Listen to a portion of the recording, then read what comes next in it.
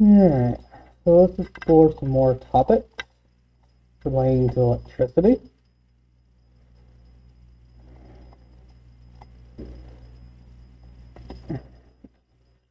So, one thing to keep in mind in the real world, we don't have perfect components. Wires actually act as resistors. They resist the flow of current through them. So, if you have a short wire versus a long wire, which one has more resistance?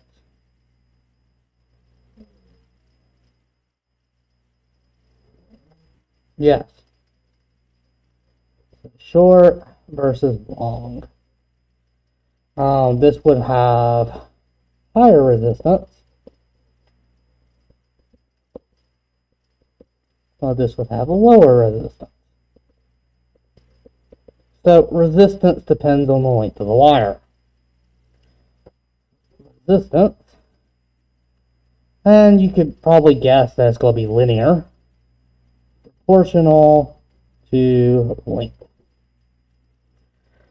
All right. Let's say we have a wire and we have a thicker wire. So thin versus thick. Is there any difference? Why? So, what's that have to do with anything?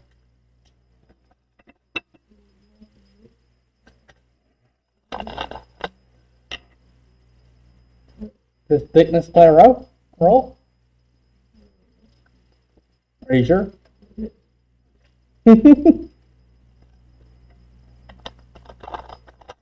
Why would thickness not play length? What is current?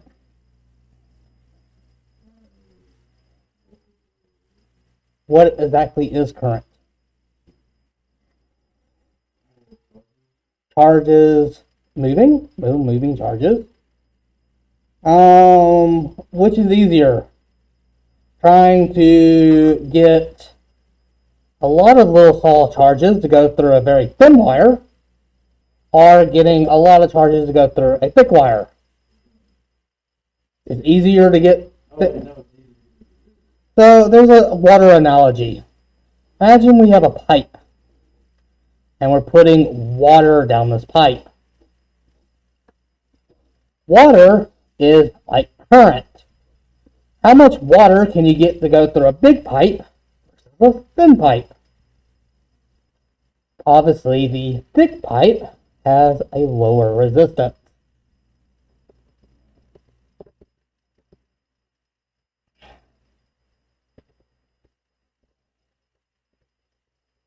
So, what is resistance also proportional to? Width. So, if I have a wire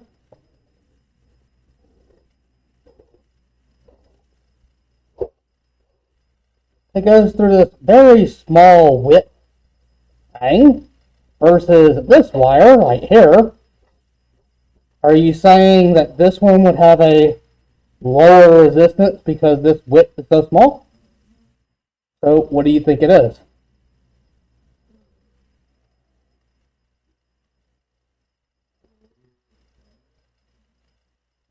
Radius. So you draw an imaginary circle around there, and you draw a radius, R. No, right there. Again, let's think about water. So let's say that we have a rectangular pipe, and you're pouring water down it. And then I have this square pipe, pouring water down it. Then I have this weirdly shaped thing. I'm pouring water down it. Which one can I get more water to go through? Are you sure? This one? What does it have different? I tried to draw it straight. Too much. So what's different about it? What is determining it?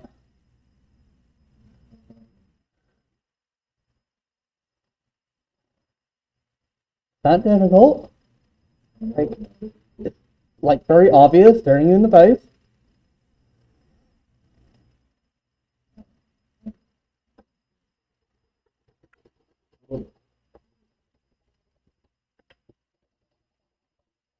Cross-sectional area.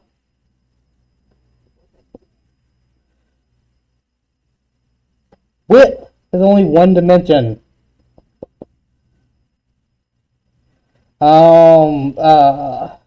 We also have height. Depth in this case would be length. But you have to think of 3D. We have width, height, and depth. Depth is your length. Width is just one component. It's width times height. I should have done this example.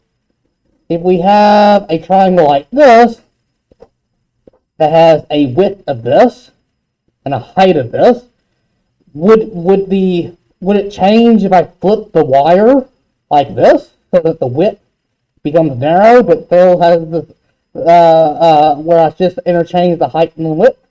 That obviously doesn't affect anything. I just rotated the wire. So what must be changing, what is constant between these two? It's the area. So resistance is proportional to length times area. Wait, is it? What it should be? Made a mistake. No, you can combine them. So as I make the thing longer, as length goes up, resistance goes up. So as I get longer, I get higher resistance. What about area? As I increase the area, what happens to resistance? As I increase area, so how would you write that as a proportionality constant? So as length goes up, resistance goes up, so you should divide by area.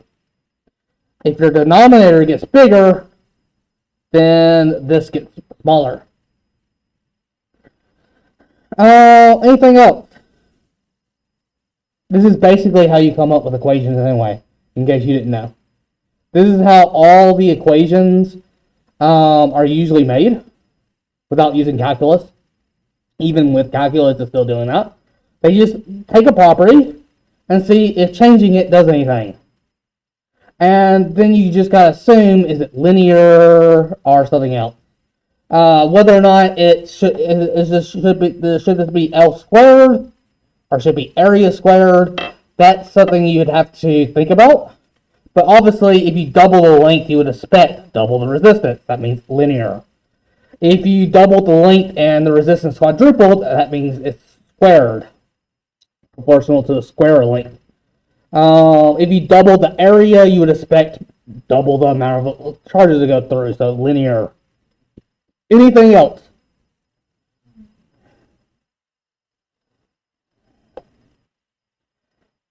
What if I used a wood wire versus a copper wire? Or plastic versus copper?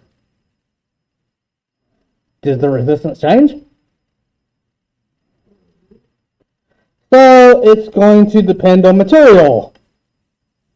So I will put, do you think it's constant for the material, or do you think, so material is going to be some constant. So whenever you convert, I should remove the constant. Whenever you remove the proportionality, you put a constant times this in front of it. This constant is going to have to depend on the type. The type is going to have to go in here. Is it proportional to anything else?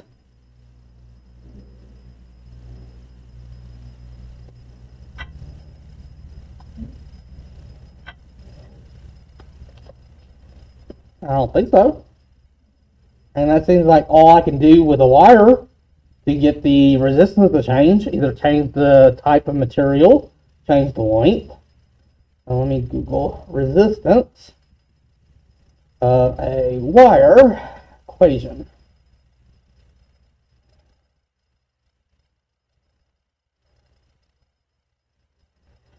It really sucks the internet's out.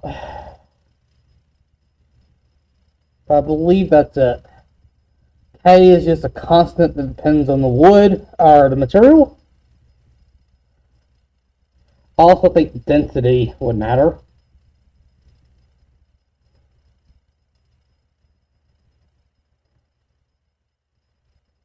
Yeah, I think this is it. So resistance is equal to, how do you make the symbol? There we go. That's a good symbol.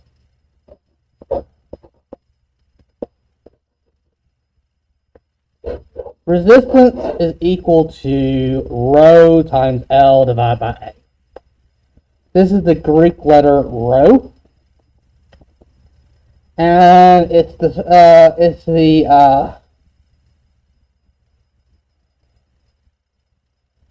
depends on material.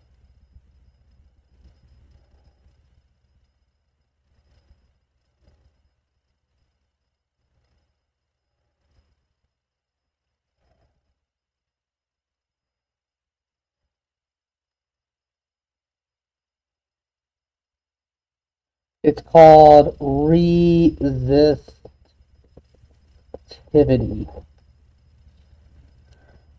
And its unit is ohms meters.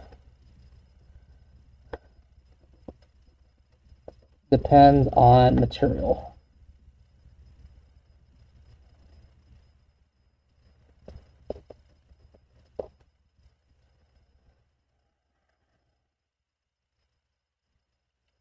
This is length of wire, and this is cross-sectional area of wire.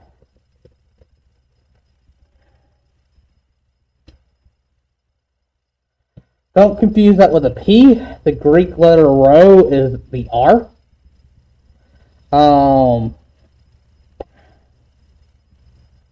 It kind of looks like a slanted P. Sometimes I usually draw a little tail on it down here, but it is slanted in order to illustrate that it is not P. Usually this stands for density. But in terms of electricity, it's resistivity. This is usually the symbol used for density.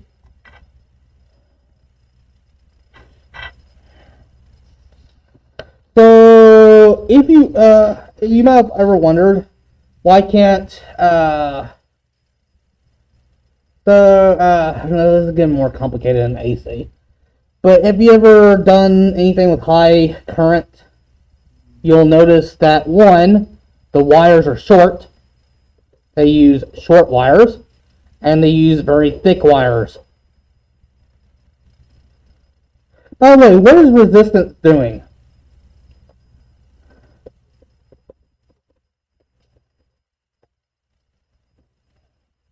How is it actually slowing down the current? Or not really how, but what is it exactly doing to the current?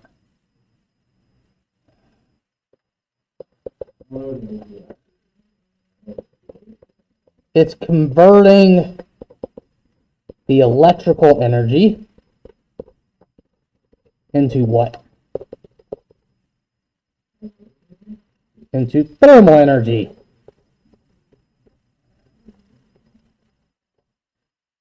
You can think of it as friction. Why does a rolling ball eventually stop? Friction.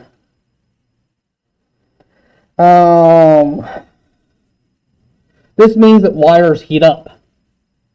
Which means if you get a really thin extension cord, several thin extension cords, and plug them together, thinking, yeah, this will work, what you can end up doing is burning up your house. You should not chain together extension cords. Because some of them are rated for only a certain length. If you needed something longer, you would buy one of that length because it uses thicker wire. There's other reasons getting into AC that we're not going to go into. We usually stick with DC, meaning direct current. I don't really teach too much AC in this class. That's alternating current.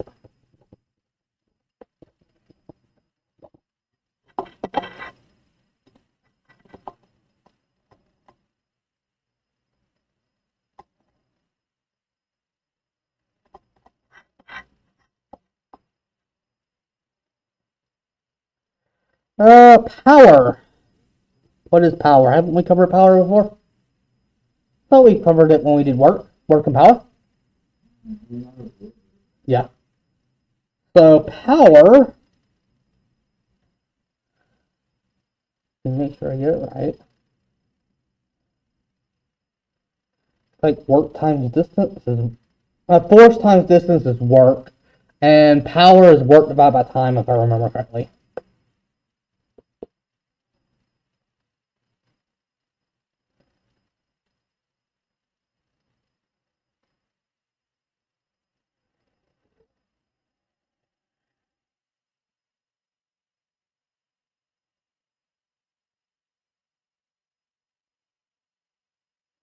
The power is the amount of energy transferred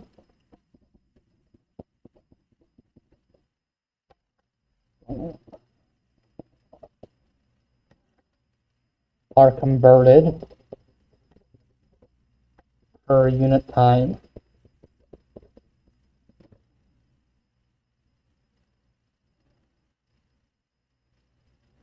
So power is equal to energy per time.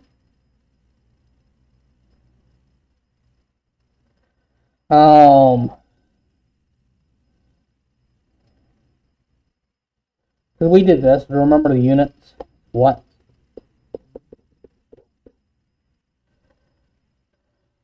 Do you know what power is in electricity? Power is current times voltage, still measured in watts. Same thing. You can go through the calculations. So current is charge per time.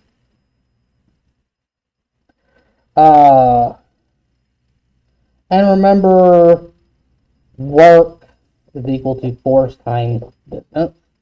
And do you remember the kinetic energy or the work energy theorem? Change in kinetic energy is equal to work.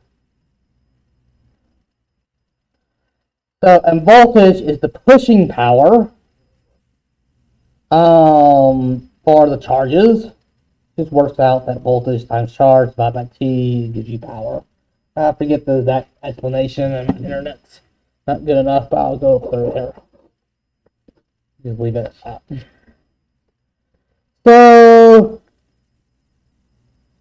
if you have a 60-watt device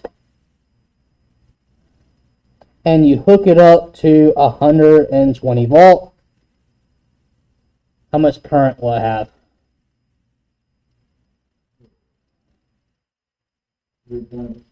Yes. So it'd be running 0.5 amps. That's how most things are rated whenever you buy them. Another thing, here's an interesting thing. I wish I could show it to you, but my internet's out. Space heaters. Which do you think is better? This really fancy one that costs $150 or the cheapest $10 one you can find? They're all the same. There are small differences. So a space heater, by law, anything that is continuously using, what will be in continuous use, can only draw 15 amps of current, by law. With exceptions being ovens and washing machines that must be hooked up to a higher voltage supply. So I don't know if you've ever worked on electricity or wires around your house, but your electric oven and your washing machine usually are on the 240 line. And everything inside your house is on the 120 volt line. So if it's on the normal line, it can only draw at most 15 amps. Your hair dryer, which you only use for a few minutes, is allowed to use more. But a space heater, you would probably run it for several hours. So by law, it can only use 15 amps. The reason for this is in case any of your wires in your house are not up to code, or they've degraded over time. Anything that runs continuously for over 15 hours, the wires will heat up and there's a chance it can catch on fire. So they set that limit to prevent house fires, basically. And your line is 120 volts. So how much wattage is it producing?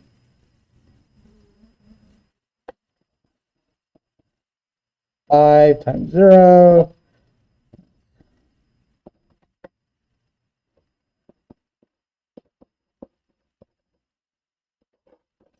$1,800 watts. So I wonder if I can do this.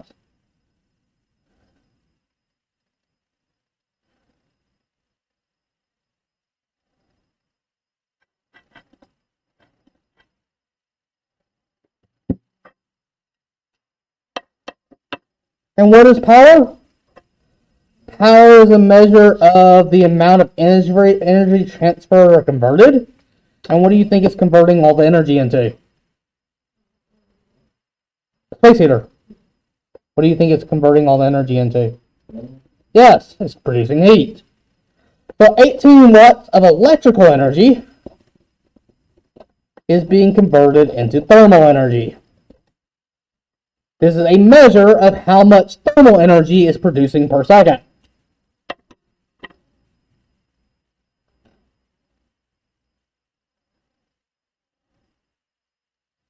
Oh, I might be wrong. Did I do my math right?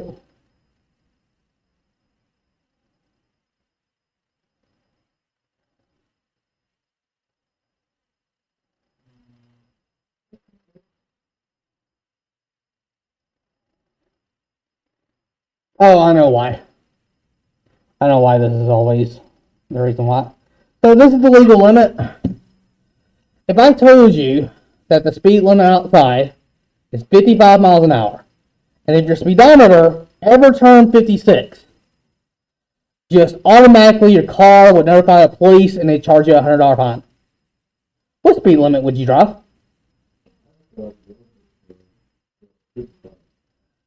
So if you drove 55 and then over a course of a second, it flipped to 56, then 55, then 56, about 1,000 times, to where you get like tens of thousands of dollars fines, you would drive 55 exactly.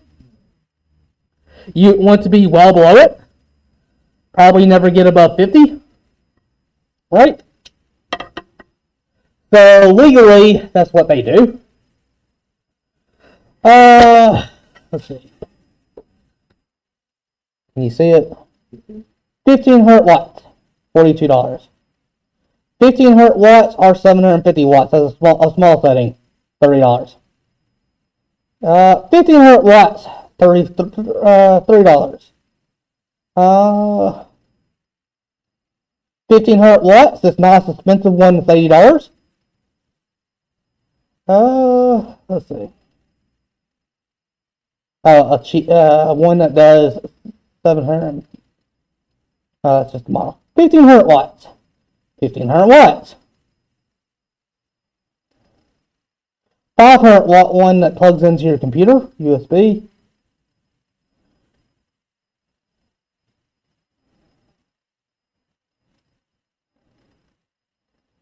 $1,500 watts, nice cheap $25 one. Again, $80 one, 1,500 watts. 1,500 watt, $50 one. This one has two settings. 1,500 watt is the max. So what does that all tell you? No. They're at 1500. This is the legal limit. So they're driving a 50 and a 55 to avoid that ticket. Because when you build a machine, you can't precisely control the resistance to levels. So they've all agreed that they'd all make 1500 watts to make sure they don't get sued. None of if the design is out of spec, because this is roughly 1500 watts. Actually, if you measure it, sometimes they will push like 1750 watts. But my point is, they all produce the exact same amount of heat. Why would you buy the $80 one versus the $20 one if they produce the exact same amount of heat? There's no difference. It might say digital on it. It might say meant for a small room versus a large room. I may have a picture saying this one can keep a medium-sized room. Doesn't matter. They produce the exact same amount of heat. There is no difference between them. Only mild difference is if it has a fan on it, it can push that heat across a room faster, but it's not going to control how much heat is in a room. Eventually, given enough time, the room is going to reach the same level of heat. There is differences if you do ceramic versus oil versus the heating space heater normal one, the one that's resistive, where it gets metal wires heat up like an oven. Oil heats up oil, so it takes a long time for it to heat up the oil, and then if the power goes out, it will keep the oil hot for a long time or something. It's more constant as you're heating up. It's just going through a buffer. The only major one is the ceramic infrared. That's the one that's totally different. So our bodies emit infrared. Anything around room temperature emits infrared. Conversely, that means we also absorb infrared. That's the reason why they can put infrared lights over food and keep the food warm. There's an infrared space heater. Quartz crystals also reflect like a mirror infrared, so it's like a mirror. It also absorbs them and heats up. And what they have is infrared light shining on quartz, and about 50% of it will be absorbed by the space heater, making the space heater hot, and the other 50% is blasted off in the room. What's nice about infrared quartz space heater is that if you're outside, space heaters don't do anything. It will heat up the air around it, and that hot air will rise up. It won't keep you warm unless you put it like right next to you and point it at you. An infrared one, light can travel across a room. It doesn't heat up the air, which means if you put an infrared one in that corner, point it toward me, I'd be warm. But if you were sitting over there, you wouldn't even notice the space heater on, because it's light falling on my body that's warming me up. So they're really good for outside, or if you want to warm one person up without warming up an entire room. But I always thought this was funny that they market it. Oh, the best thing is when you see this on it. Uses new technology, however it's spelled,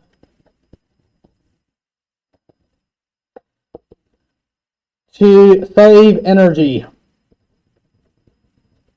What does this number mean again? How much energy it uses per second. How can it save you energy if it's putting out the maximum 5 by law? It doesn't. It's really crossing the line or towing the line of false advertisement.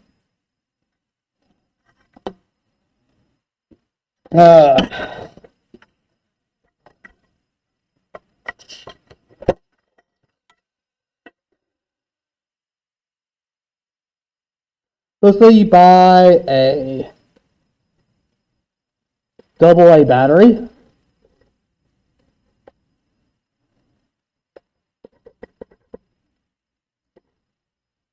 It is 1.5 volts. And you see this number written on top of it.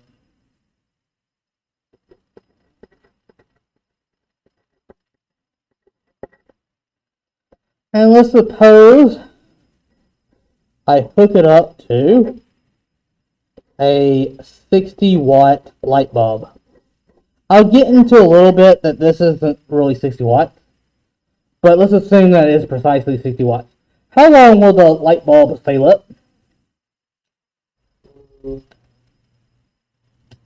How many hours can you expect?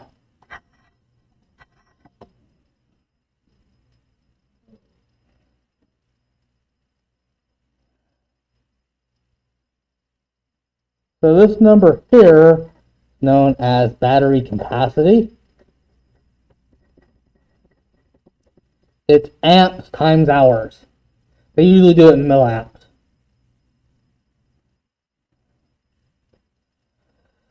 So we can figure out how much current the system is using. So power is equal to IV. Thus, I is equal to power divided by voltage. Thus, that this is 60 watts, and it's connected to a 1.5 volt battery. Then that means that light bulb is using 40 amps.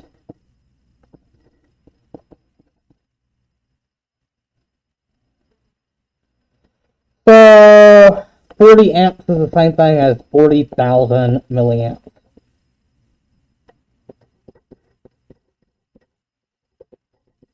Doing a little dimensional analysis. I can't divide by this number.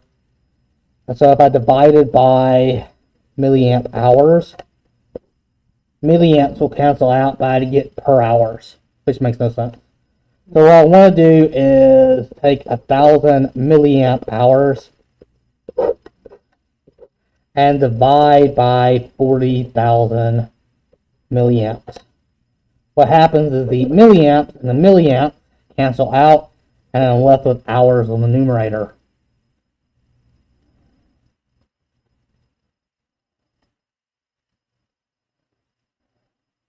So this light bulb would only be on for 0.025 hours, for the battery is completely dead.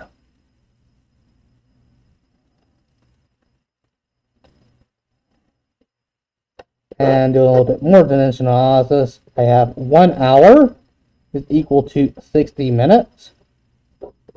So hours cancel out, leaving me with just minutes on the numerator. That's equal to 1.5 minutes. You don't want to hook up a AA to run this battery. I mean, this light bulb. So, do you have any power banks? No.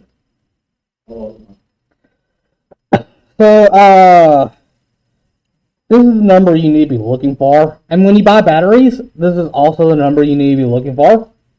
The higher this number is, the longer it lasts. You can also calculate ahead of time how long it's going to last. You look up at what device you're hooking into, figure out how much watts it's using, and you can figure out how long the batteries will last in it. Maybe you game on a controller, and you want to actually calculate. You can look up the specs on the controller, how much watts it uses, and figure out how much game time you can get out of it with these batteries. If you buy some batteries, you want to find some that have the largest capacity in it. So, why did I say that a light bulb isn't actually 60 watts? Do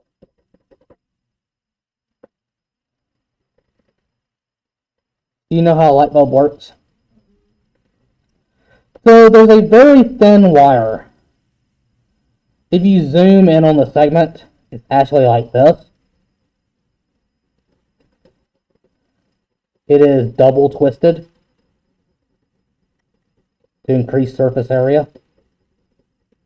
There is like several, like dozens to hundreds of feet of wire right here. It's very compacted. So it's very, very thin. What happens to thin wire? The thinner wire you get, higher resistance. So it has a high resistance, and what does resistance do? It converts electrical energy into thermal energy. It gets hot enough to actually start glowing. Remember back when we were doing this, so everything glows and room temperature in the infrared. But as you heat up its temperature, and it should be wherever, as you heat up its temperature, the color shifts. As it gets hotter and hotter, it transitions into red, then eventually orange, yellow, green, blue, indigo, violet. And this is a curve. So if you're sitting around this temperature here, you're gonna get all the colors. It's gonna look white. That's what's called white hot. So back when they first made the light bulbs, it actually used 60 watts. People are stupid. Like, severely stupid. They figured out how to make a different material that does the same brightness, but uses less energy.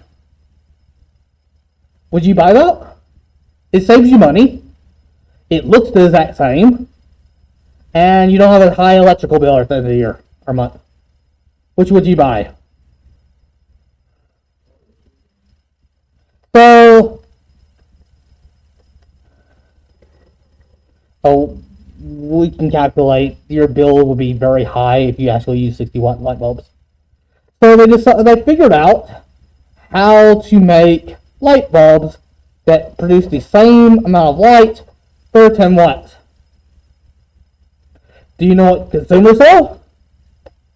Well, this light is using 60 watts. It must be 6 times better. No, what this says is it cost you 6 times more. But consumers are idiots and can't understand basic terminology. So this says it costs you 6 times more than this light bulb in terms of using electricity, but everyone bought this. So what they do is they write this word. They cross out that, and they put 60-watt equivalent with a little asterisk. This is based on the old 60-watt light bulb brightness.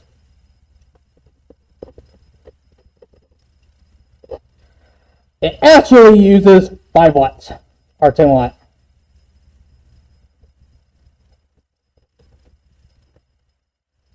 So the actual wattage on light bulbs, you will see this asterisk everywhere. They don't actually use 60 watts anymore. But people think this means brightness, and the higher the number, the more bright it is. Oh, talking about people are idiots. So let me tell you this story. I always like telling this story. So what's McDonald's most famous meal? Alright, chicken nuggets. What's their best burger? Big Mac. What's the next biggest? Best. Quarter pounder. What is a quarter pounder? Yep, that's it. That's all I wanted you to say.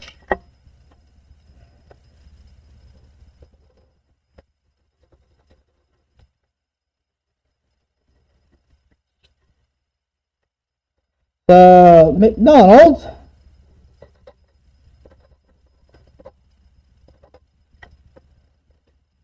quarter pounder. It uses 1/4 of a pound of meat. A&W spent a few $1 million in a lot of research. And I'm just going to make up a number, $1 time. Yeah. How much is a quarter pounder?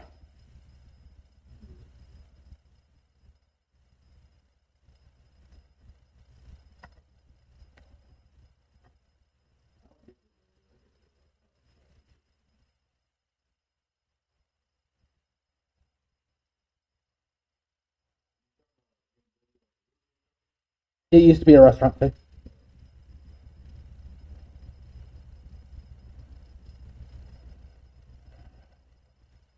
They used to have little chains. It used to be a burger place. That their primary soft drink that you'd always go and get. I forget how long I've never been to one. Was their A&W root beer. That was one of their things. Is they instead of having everyone else's root beer, they had their own special root beer. Uh,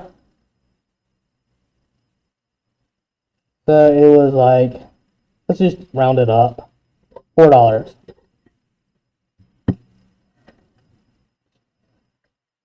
All right, so A&W got a lot of research. They figured out, they made a burger that was a third pounder. They did a lot of taste testing. They got a bunch of people, brought in 2 burgers.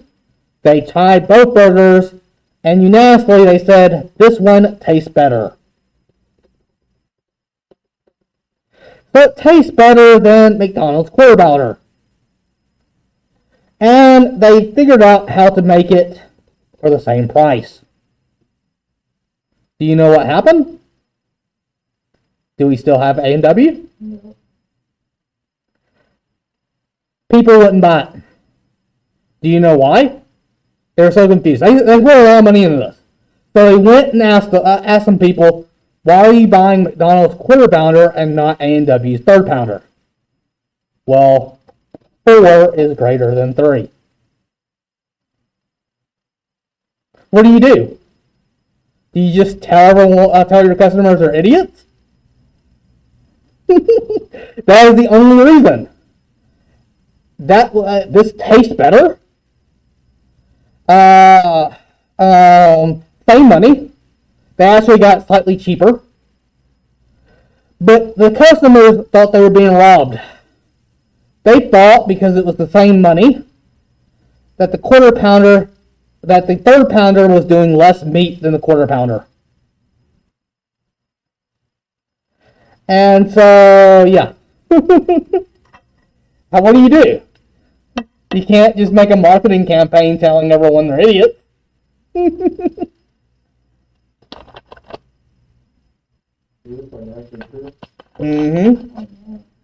Yep.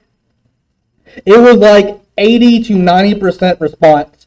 The reason why they didn't eat the third pounder of the quarter pounder was because 4 was greater than 3. 80 to 90% of the population refused to eat the third pounder because they thought 1/3 is greater than 1/4. They thought 1/4 is greater than 1/3.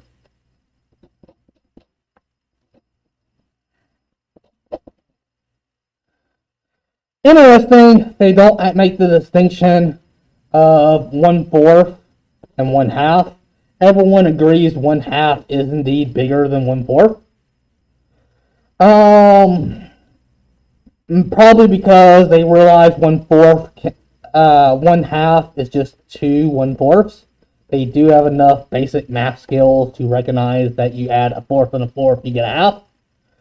But for a third, they think 1/3 should be right here. And that is legit a true story. And I believe the statistics was over 80% of the customers said 1/3 was less than a fourth.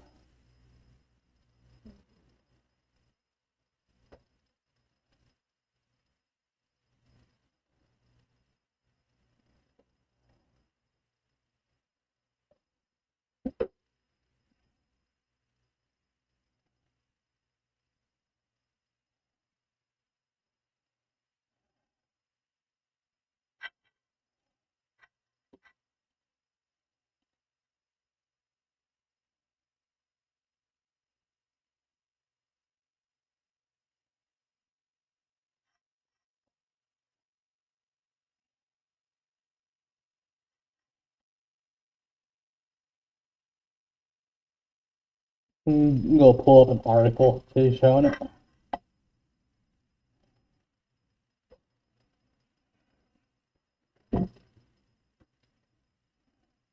Barely get any cell signal this far into the building.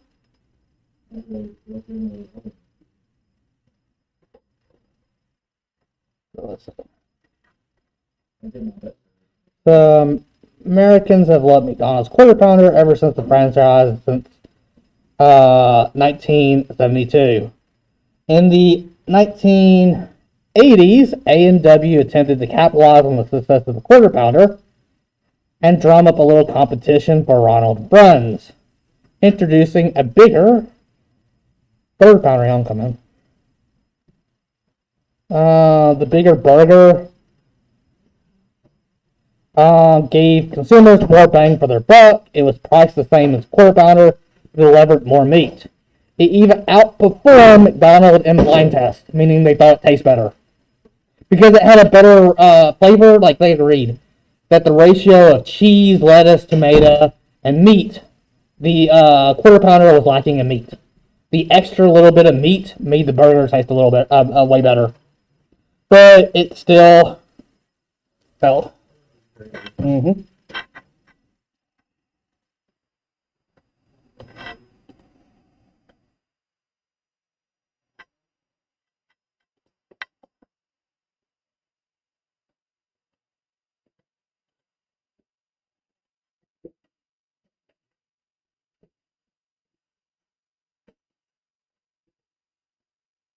That video yesterday, pretty interesting about the Internet stuff.